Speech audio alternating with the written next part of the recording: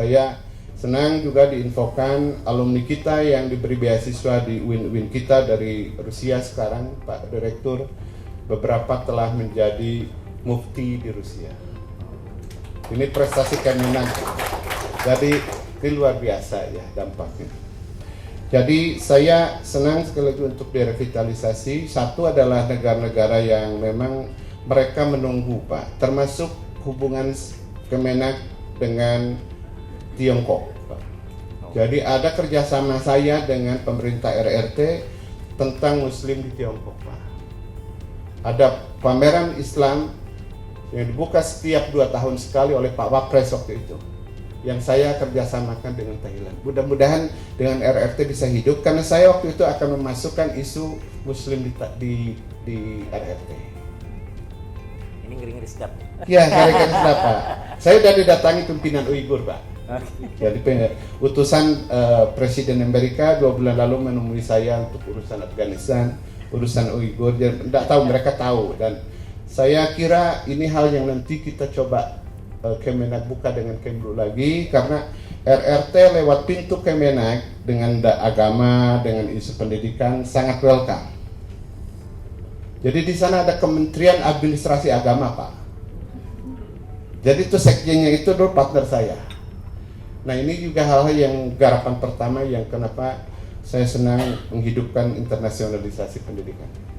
Yang kedua adalah memang ASEAN Pak. Jadi ASEAN ini, Filipina adalah saya kira Pak Direktur Pak Mirza sangat paham dampaknya terhadap politik kawasan, dan saya bersyukur bisa berada di Filipina. Jadi saya pantau perkembangan ini, dan komitmen Indonesia sangat tinggi untuk membantu pendidikan Islam di khususnya Mindanao. Ini memang sudah tingkat tinggi, dan mereka senang kalau ditanya pilihan mau pilih kemana kunjungan, ke Indonesia, ke Thailand, ke Malaysia, ke Brunei, ke Singapura, mereka bilang langsung ke Indonesia. Itu kenapa 2 kali Dirjen Madrasah ini datang ke sini. Bukan saya bujuk, saya suruh pilih mau kemana. Jadi kelihatannya sasaran Asia Tenggara juga sangat baik. Mudah-mudahan nanti untuk khusus Bapak Ibu penerimaan beasiswa madrasah juga bisa dimulai dari Filipina. Saya akan mengikuti saja, nanti mendampingi Pak Direktur, Pak Dirjen, dan saya akan komunikasikan ke Pak Menteri dan Pak Dirjen terkait di sana bagaimana teknisnya.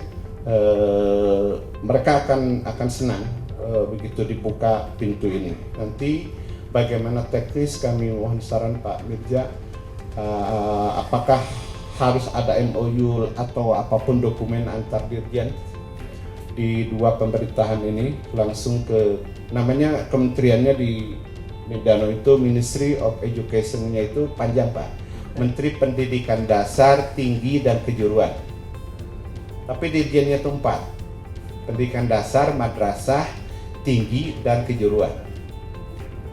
Jadi ada 1 dirjen madrasah yang dibentuk dengan undang-undang yang saya bikin itu Pak. Jadi sekarang sudah mirip gabungan Kemendikbud dan Kemenak. Jadi nanti Pak Mirza mohon arahan supaya nanti Pak Isem dan Pak Dirjen ke sana.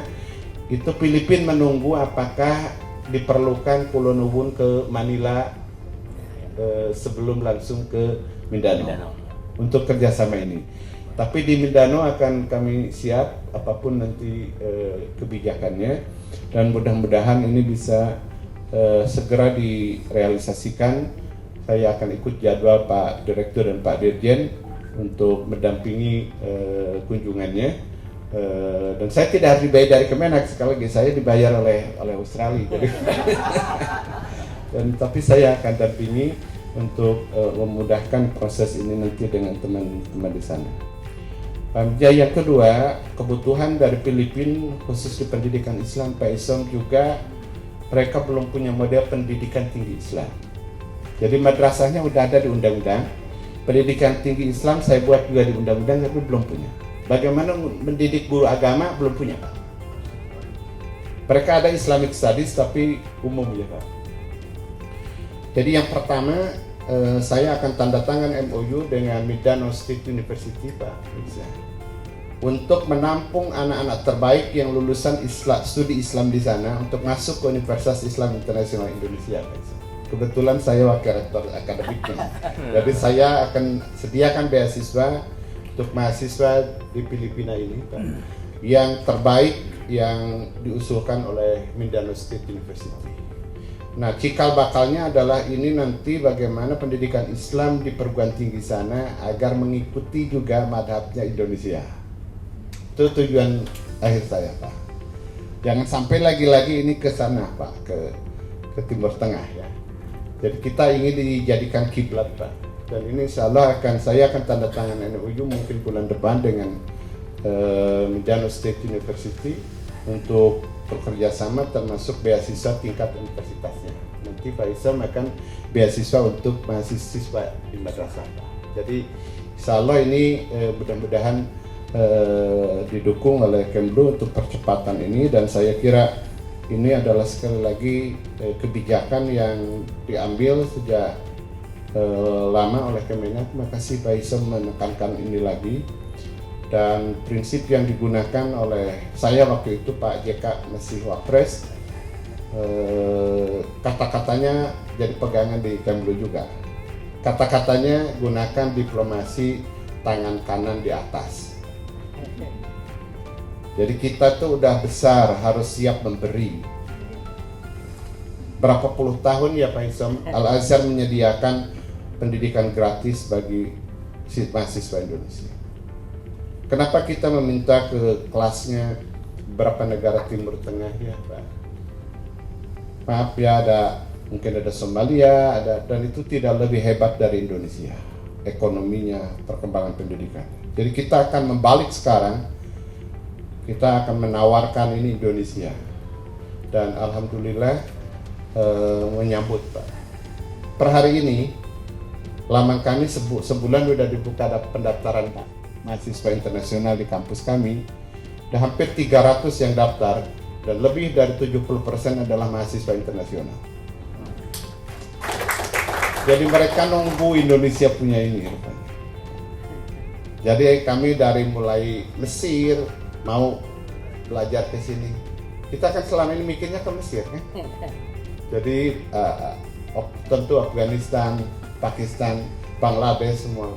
Tapi saya bersyukur mau Maroko. Jadi di mahasiswa kami sekarang akan dominan beberapa mereka. Kalau lihat lamaran 70% selalu mahasiswa asing. Jadi saya bersyukur sekarang mulai dijadikan kiblat oleh beberapa negara. Nah yang terakhir Bapak Ibu, peran dari ini semua itu sekali lagi adalah peran yang menjadi misi negara kita ini. Bapak bekerja di madrasah itu mengemban amanah besar, bukan hanya ke dalam, melahirkan anak-anak yang bermutu, anak-anak yang menerapkan Islam, nilai-nilai Islam yang tadi rahmatan lil alamin, tetapi juga Bapak Ibu kita akan semaikan ini ke dunia. Mudah-mudahan kita menyumbangkan proses ini. Jadi waktu saya di Kemenak, Pak Mirza, ada 6-7 dubes Eropa menemui saya apakah bisa makan siang bersama di rumah salah satu dubes di Kebayoran Baru. Dan kemudian saya penuhi. Jadi kan saya sendiri dan ada 6-7 dubes. Tentu ingin dengar kira-kira apa policy pemerintah yang sensitif Pak.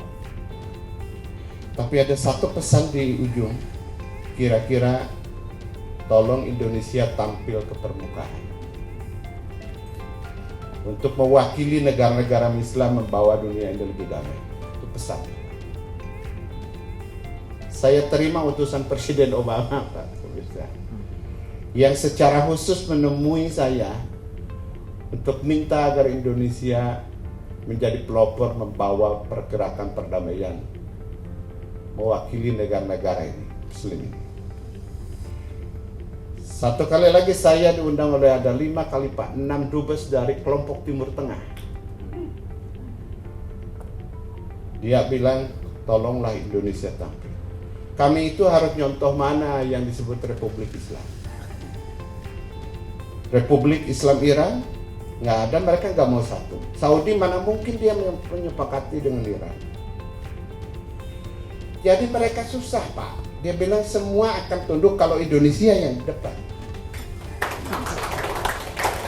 Jadi ini permohonan lama Pak Direktur. Kenapa saya bergerak terus itu? Dari Barat maupun dari Timur Tengah meminta Indonesia tampil. Dan mereka akan menerima. Jadi saya kira peran Ibu Bapak itu tidak kecil sekali lagi. Kita bergerak untuk membawa ini ke dunia.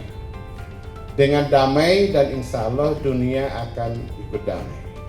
Kata-kata Pak JK adalah Ketua Majelis Wali Amanah di universitas ini sejak Wapres. Kata-kata ke saya pesan gini, tolong tuh panggil para dubes negara-negara Barat, dukung universitas ini, Universitas Islam ini.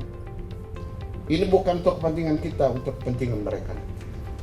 Yang butuh perdamaian itu kan mereka Pak, dan dengan kampus ini kita akan bikin damai.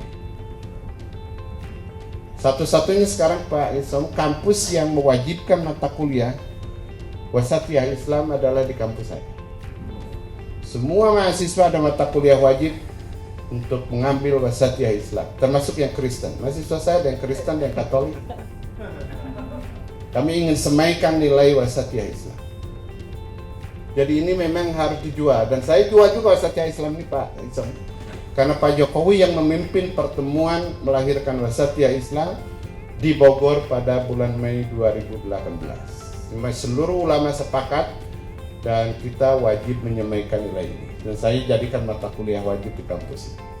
Jadi insya Allah upaya kita akan terus berjalan. Bapak Ibu, saya mengharapkan Ibu bekerja yang terbaik di lembaganya. Tapi insya Allah Ibu itu sedang menyemai nilai-nilai yang besar, bukan hanya di dalam negeri, Pak, tapi bagi kepentingan masyarakat dan bangsa di dunia ini. Jadi saya terima kasih Pak Direktur, saya nanti mohon dukungan teknis dengan Pak Isom ya. Nanti kita akan duduk supaya Pak Isom ke sana bulan depan ini sudah lancar sebelum puasa bisa ke sana. Mudah-mudahan bulan depan saya akan dampingi, tapi mohon arahan dari Kemlu ya terkait dengan dokumennya seperti apa. Nah nanti teknis PDB khusus untuk Filipina ini ngikutin aja, karena saya bisa langsung ngomong dengan dua dirjen Kak di sana. Bisa mereka hunting sendiri, suruh dorong mana gitu ya. Dari basis sekolah yang Muslim juga udah ada pendidikan Islamnya mereka. Jadi tidak terlalu masalah untuk masuk aliyah. Nanti kita pilih yang dari sekolah biasa tapi dia udah punya pendidikan Islam. Atau yang berbasis madrasah yang mereka sebut tadi direkognisi oleh pemerintah Filipina. Jadi beberapa madrasah direkognisi. Nanti kita akan bicarakan teknisnya atas arahan Pak Direktur, nanti apa yang harus kami lakukan agar Pak Direktur dan Pak Dirjen bisa segera menindaklanjuti ke sana, dan saya akan komunikasi ke pihak Filipina. Nanti perluasan berikutnya Bapak Ibu, potensi adalah Pak Isom, Thailand sangat potensial untuk digarap. Mereka sudah sangat nyaman dengan Indonesia.